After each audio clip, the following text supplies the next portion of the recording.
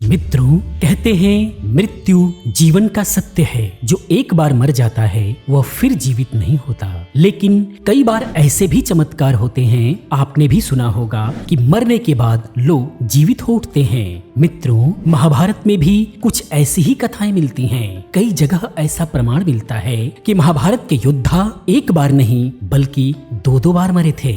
ऐसा क्या कथा है, ऐसा क्यों कहा जाता है, ऐसा क्यों प्रमाण मिलता है, इन सब के बारे में हम लोग जानेंगे। जानने के लिए इस वीडियो के साथ अंत तक बने रहें और इसी प्रकार की बहुत सारी वीडियोस को देखने के लिए इस चैनल को सब्सक्राइब करें, क्योंकि मैं इस टाइप की बहुत सारी वीडियोस लेकर के आता रहता हूँ। आइए मित्रों, हम लोग आगे समझते हैं। सबसे पहले भीमसेन के बारे में जान लेते हैं। महाभारत में एक कथा है कि बचपन में दुर्योधन ने एक बार भीमसेन को खीर में जहर मिलाकर खिला दिया था। खीर खाकर भीमसेन अचेत हो गए तो दुर्योधन ने इन्हें गंगा नदी में फेंक दिया था।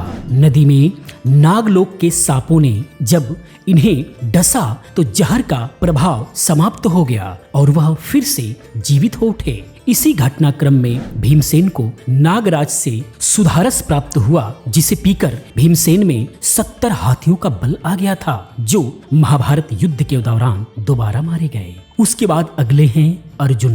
बताया जाता है कि अर्जुन को पहली बार मृत्यु उनके अपने पुत्र के हाथों प्राप्त हुई थी। अर्जुन के पुत्र बभ्रुवाहन को यह मालूम नहीं था कि उनके पिता अर्जुन हैं। एक बार दोनों के बीच में युद्ध हो गया। इस युद्ध में एक दिव्यास्त्र से अर्जुन का सिर कट गया और उनकी मृत्यु हो गई। जब इस घटना की जानकारी बभ्रुवाहन की माता चित्रांगदा को हुई तो उन्होंने अर्जुन की एक अन्य पत्नी नागकन्या उलूपी की मदद से अर्जुन को फिर से जीवित कर दिया। उसके बाद अगले हैं वृषकेतु। वरुण के पुत्र वृषकेतु और बभ्रुवाहन के बीच युद्ध हुआ। इस युद्ध में वृषकेतु मारा गया। भगवान विष्णु ने पांडवों की विनती पर वृषकेतु को फिर से जीवित कर दिया था, ऐसा भी प्रमाण मिलता है। उसके बाद अगला जरासंध के बारे में मिलता है।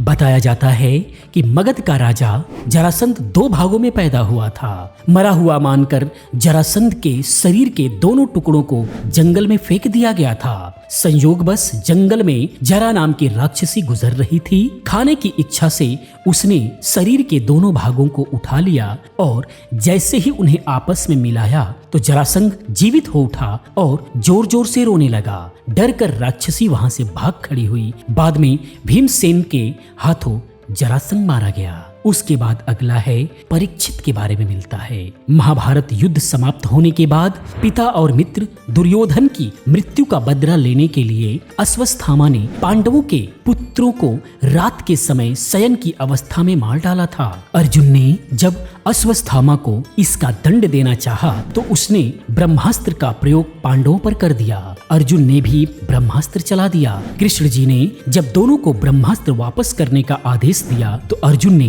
ब्रह्मास्त्र वापस ले लिया, किंतु अश्वत्थामा को ब्रह्मास्त्र वापस करने नहीं आता था। इसीलिए पांडवों के वंश का अंत करने के लिए अर्जुन के पौत्र और अभिमन्यु के पुत्र परीक्षित को माता उत्तरा के गर्भ में ही थे उन पर ब्रह्मास्त्र चला दिया। इससे गर्भ में ही उनकी मृत्यु हो गई और असमय ही उनका जन्म हो गया। मृत बालक उत्पन्न होने पर उत्तरा विलाप करने लगी। भगवान श्री कृष्ण ने पांडवों के वंश की रक्षा के लिए परीक्षित को पुनः जीवित कर दिया। बाद में कलयुग आने पर तक्षक सांप के काटने पर इनकी मृत्यु हुई। मित्रों, तो ये जितने भी महापुरुष थे महाभारत के महायोद्धा, इन लोगों की 2 बार ऐसे मृत्यु हुई थी।